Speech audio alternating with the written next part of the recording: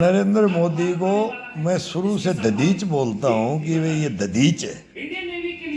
मैं नहीं बोलता, मतलब ये हिंदुस्तान बोलेगा कि ये ददीच है। ये शिव भक्त है और शिव भक्त होता है ना, फिर भक्ति तो सब जगह होती है, सब देवी देवता है, कोटि कोटि बोला उन्ना कोटि।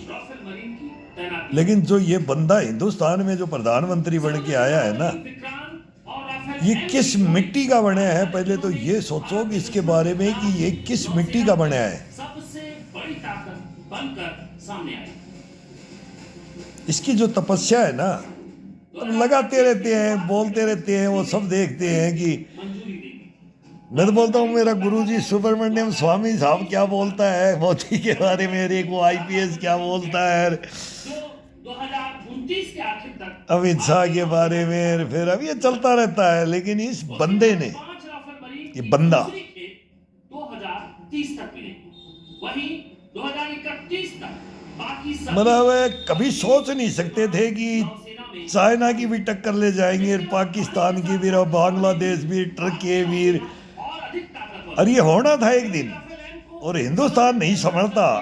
जहाज पर उतरने वो वाला मनमोहन सिंह जी गए, अब मनमोहन सिंह जी बोलता हूँ, पहले मैं उनको हत्यारा बोलता था, मैं हत्यारा। अलग इनके चंगुल में फंस गया था ये, ही इस तरह की गई है कि जल्लादों के चंगुल में था मनमोहन सिंह। एयरक्राफ्ट कैरियर पर आसानी से वो दौर हमने देखा है। उड़ सकते हैं। भारत सरकार ने 28 अप्रैल 2025 को इंदिरा गांधी का भी दौर देखा, रफाल मरीन राजीव का दौर भी देखा, वाजपेयी का, चरण सिंह का, करोड़ रुपए में हुई थी। उफ, उस समझौते के तहत नरसिम्हा राव का, मनमोहन सिंह का, और 4 विश्वनाथ प्रताप सिंह का, सबका दौर देखा। ड्यूटियां इनके साथ करके, ड्यूटियां इन्हीं के साथ ड्यूटियां करके देखा हमने हिंदुस्तान में। आज दुनिया की गिनी चुनी नौसेनाएं तो ऐसा तो हिंदुस्तान हो जाएगा, ये तो और भारत हमारी भी समझ से बाहर है। और अभी भी बोलते हैं कि करने वाला दुनिया का पहला ये राम मंदिर है, वो बाबरी मस्जिद है, वो धर्मकार, वो चल रहा है, वो अलग है मैटर।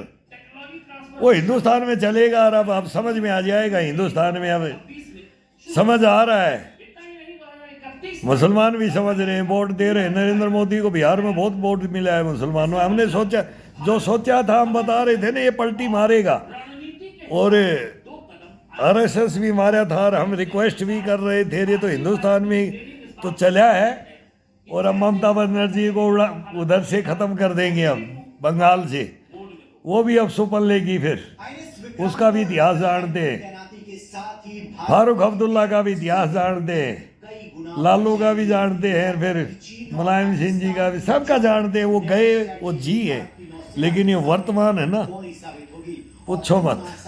इस देश को डुबो दिया था गर्क में, मैं बोलता हूँ कीचड़ में फंसा के रखा था हमारे को। हकीकतें हैं ये। लेकिन आज जो ये प्रगति, और फिर क्योंकि हिंद महासागर पूरी दुनिया को झुका देना, ये नहीं कि हिंदुस्तान को पावर में लेना, शक्ति में तो मेन है। पाकिस्तान के हर संभावित खतरे का सही वक्त पर जवाब देने तक राफेल एम अभी तो गठबंधन चाइना और विक्रांत की हिंदुस्तान और अटल बिहारी वाजपेयी के टाइम में हुआ था, तो रशिया अभी क्या हमारा क्या सपोर्ट कर रहा है। अभी Putin, Vladimir Putin, Peter the Great, 8 metre चौड़ा अब तो जबरदस्त घुंडी में। अभी ये हिंदुस्तान का सुनहरी 10,000 अवसर है ये। इसकी रफ्तार 1 अब चाइना भिड़ेगा अमेरिका से, और रेंज और रूस भिड़ेगा नाटो से, किलोमीटर। ये 50,000 फीट ऊंचाई तक होने में और हम फिर अलग इनका मोदी की अगुवाई सब कुछ हम करेंगे। मैं बोलता हूँ इनकी मर्रम पट्टी हम करेंगे, हिंदुस्तान करेगा। अब जैसे रूस की करेगा, फिर जो हमारा तो पूरी दुनिया मित्र है, केवल चाइना भी मित्र बनना चाह रहा है, लेकिन पाकिस्तान नहीं समझ पा रहा है। अब बोलते हैं मुल्ला मुनीर भाई छोड़ के भगेगा। हमारा मीडिया तो ये लिखता है, हम बोलते हैं हमारे मीर जाफर और जयचंद छोड़ के भगेंगे। 2026 में मैं भी दे रहा हूँ ये मुल्ला मुनीर मीडिया को, नोएडा को, लेकिन नोएडा नहीं लेता है। गजब की बात है, ये हमारा चौथा स्तंभ है हिंदुस्तान का। जब मेरे पे इसको गुस्सा आता है, इनको गाली भी देता हूँ मैं मीडिया वालों को, गुस्से में इनको। इनसे विनती भी करते हैं अंजना ओम कश्यप मैडम, दुबई में हुए एयर शो में भी सुधीर चौधरी, भाई ने अपनी ताकत का प्रदर्शन किया।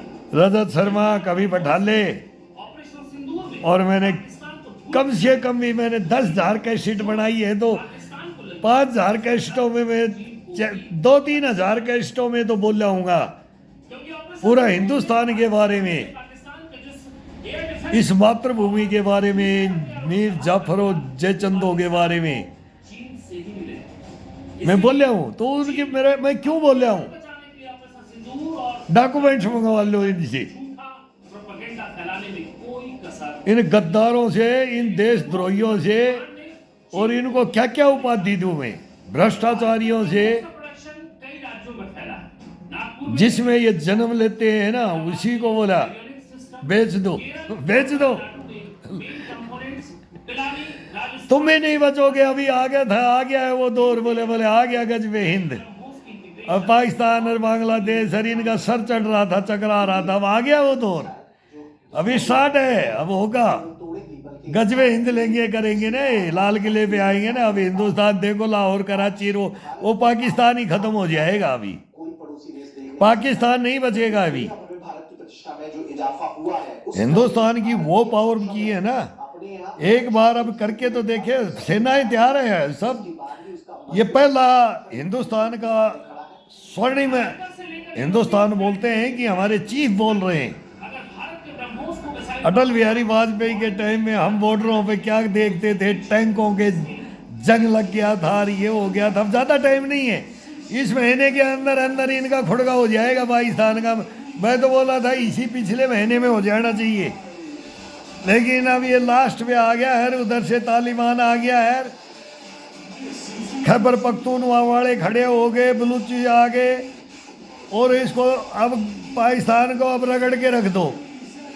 पहली शक्ति तो इसी के ऊपर है, बाद में हम चाइना के ऊपर भी हमारा होगा। फिर हमारा जो छीना है ना, नेहरू जी ने कहा था ना, बोला ये तो इसमें तो घास भी नहीं उगती है, कोई पहाड़ियाँ काम की नहीं है, तो तेरा अरुणाचल भी नहीं का है। फिर चिकन नेक भी काटेंगे। धीरे धीरे आ गए ना तिब्बत में। फिर वाजपेयी साहब ने भी क्या कर दिया था कि उल्टा वो दे दिया था इनको,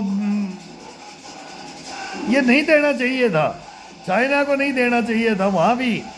लेकिन चाइना सुधरे, चाइना सुधरे, अब चाइना को भी सुधार देगा हिंदुस्तान। 100% है, रूस हमारे साथ है। जब हम बोलते हैं Peter is the great Jarbom, वो महाबली हमारे साथ, उसके हथियार और हमारे जवान, विश्व विजेता हिंदुस्तान। अब इस हिंदुस्तान में नरेंद्र मोदी समझ गया तो ये है, काका का बोला कबड्डी में कोई काम नहीं। ये राहुल को तो मैं बोलता था ये मेरे से बात करे भाई, या मेरे से नहीं, हमारे सैनिक हमारी हिंदुस्तान से बात करते हैं हम वो मैं आती है, लेकिन मैं तो रावण की भी नहीं रही। कई बोलते यार मैं शब्द को हटाओ, बोले मैं बोल देते हो, लेकिन वो भाषा में आ जाता है, लैंग्वेज में, सच्चाइयों पे वो मैं आ जाता है। लेकिन उस मैं का सदुपयोग करते हैं, दुरुपयोग नहीं करते, ये हो जाता है। तो ये देखा है, इनका राज भी देखा है, लेकिन नरेंद्र मोदी जैसा राज दुनिया मांग रही है। नरेंद्र मोदी को दुनिया मांग रही है। तो हम भी अपने को देखते, हम सच्चे थे कि क्या थे कि मैं 5 साल से मैं हूँ तो सोशल मीडिया पे, ये योगाओं पे, तो मैं हमेशा ये बोलता हूँ कि ददीच तेरी हड्डियाँ भी काम में लेंगी हम। मैं जान गया था इस बंदे को ये क्या करने आया है, बहुत जबरदस्त हिंदुस्तान को बना के जाएगा ये। अभी देखो ये 10 साल तो ये राज करेगा पक्का 100%, और फिर योगी आएगा, और फिर क्या होगा वो आगे बोले बाबा बेंगा और नेटोडम्स की कहानियां है, वो भी पता है। वो भी है। मैं तो बोलता हूँ कि हिंदू मुस्लिम सिख ईसाई अब सब एक हो जाए, और होंगे 100% होंगे। वो भड़काते थे ना, अब वो बोलेंगे अरे ये नहीं चलेगा हिंदुस्तान में, हम समझ गए तो सब समझ जाएंगे। हम भी गलियों में समझाते थे हम, अरे मत करो यार, एक ही खून है, एक ही ब्लड है। नाना पाटेकर को जो पिक्चर आई थी काट के देखो, खून एक ही है। लेकिन भाई यह है राजनीति है, लेकिन इनके चक्कर में अब ये हिंदू मुस्लिम सिख ईसाई को भी नहीं पढ़ना चाहिए। जो पढ़ रहे हैं ना वो भी सचेत हो जाओ, फिर दूसरों को मरवा देते हैं। ये करवाएंगे जरूर, हिंदुस्तान में होगा जरूर, लेकिन जल्दी संभल जाएगा। लेकिन ये नुकसान ज्यादा ना करा दे, मेरे को ये डर है कि ये करवा ना दे। ये है तो ये जेएनजी के नाम से कराएंगे, बांग्लादेश में कर दिया, और ये ढाका में कर दिया, और ये पाकिस्तान तो है ही, श्रीलंका में कर दिया, और अब हिंदुस्तान में। लेकिन हिंदुस्तान की भी बच्चे बच्चे में अब ज्ञान आ रहा है बहुत। मतलब ये तो बहुत जबरदस्त है। ये धर्म ध्वजा है ना, ये सभी की है, कोई हिंदू मुस्लिम सिख ईसाई की नहीं, ये ब्रह्मांड की है। भगवान राम क्या थे उनका, तो वो तो बोलते हैं ना, एक टाट में इन्होंने सुला के हिंदू मुसलमान करके, तो इस पे राज करके राज ही बंटवारे पे, तो हिंदू मुसलमान करके तो बंटवारा ही किया था इन्होंने। फिर गांधी जी ने, नेहरू जी ने क्या क्या किया, और कैसे कैसे गोड से गोड़ी मारे, यार ये सारी कहानी बनती है। तो इतिहास बनता है कि ये तो जाति अब नहीं थे, राज नहीं कर सकते थे कभी भी, ये राज करने लायक ही नहीं थे हिंदुस्तान के ऊपर। राज करने वाले तो वनवास काट गए, हिंदुस्तान में फांसियाँ खा गए भाई झूल गए और फंदा चूम गए, रात रात में डर के फांसियाँ दे दी। अब सुबह क्या पता नहीं ले जाएगी जनता, इनको हीरो मानती है, हीरो। उनको ये डकैत बोलने लग गए भगवान राम को बोले वो था ही नहीं, हुआ ही नहीं, रामायण हुई नहीं, ये बुआ ही नहीं, ये मुसलमान हिंदू बेवकूफ़ बन के रहेंगे, इनको वो सारा चलता ही है, इतिहास ही है। ये एक ही पार्टी थी और अब कांग्रेस पार्टी खत्म है। गांधी जी ने बोल दिया था आज़ाद होते ही, सुभाष चंद्र बोस ने छोड़ दिया था, और गांधी जी ने फिर वो सुभाष चंद्र बोस की बात गांधी जी ने मान ली थी, फिर वो बापू जी उनको उपाधि दे दी। वो भी सब अपनी अपनी जगह थे, लेकिन ये कुछ नहीं थे। हिंदुस्तान को बढ़ाना कहाँ चाहिए था? बोले सुभाष चंद्र बोस अगर होता तो आज हिंदुस्तान क्या होता। फिर कभी एक दौर आया, बोले संजय गांधी अगर प्रधानमंत्री हो तो हिंदुस्तान क्या हो, लेकिन वो चला गया। तो सबके हैं, जैसे अटल बिहारी वाजपेयी लेट आया, पहले आता तो हिंदुस्तान क्या होता। चिकन नेक पर टूटेगी। फिर राजीव गांधी एक ठोकर खाई, लेकिन दूसरी ठोकर में संभल गया था, लेकिन हत्या हो गई, लेकिन लीडर बन गया था। तो ये है, लेकिन ये राहुल और ये नहीं बन पाएंगे। वो प्रियंका बन सकती थी, लेकिन वो आगे नहीं की।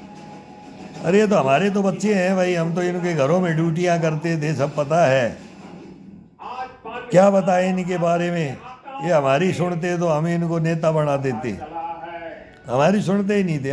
हमारे को तो रोडों पे सुलाते हैं। मैं तो ताज्जुब करता था, इतना बड़ा फार्म हाउस है तो उसके अंदर हमारे को रहने के लिए भी जगह नहीं कि वो रोड के ऊपर सो धूल मिट्टी में, अंधेरिया मोड़ में हम धूल फाँकते थे, इनके गेट के सामने धूल फाँकते थे। बताओ ये प्रधानमंत्री बनेंगे। ये बच्चा था, हम इनके पहले बचपन में रहा, यार मैं 95 में गया तो ये देख करके मेरे को पहचानेगा, बोलेगा अंकल अंदर टेंट लगा लो, आप तो दोबारा भी रक्षा में हो मेरी सुरक्षा में।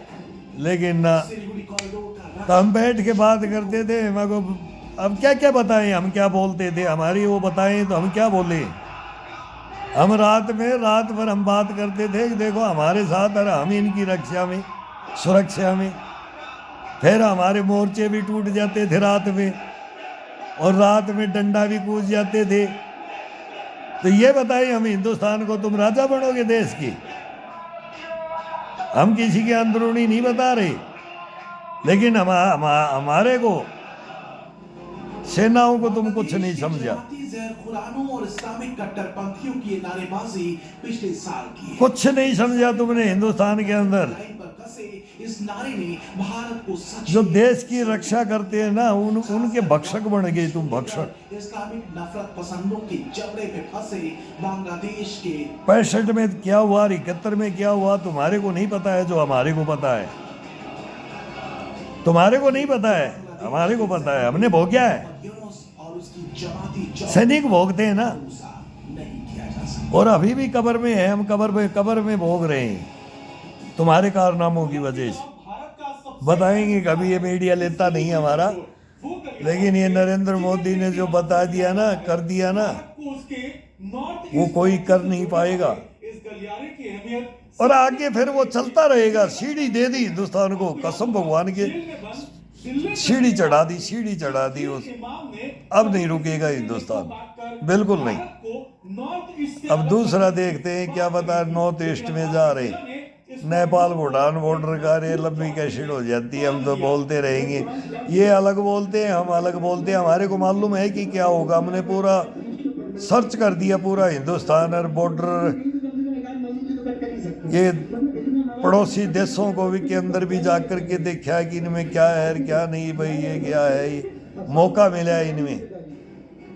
तो ये क्या होगा, वो अभी हिंदुस्तान को संभालेगा। चिकन है की बात हो रही है अभी।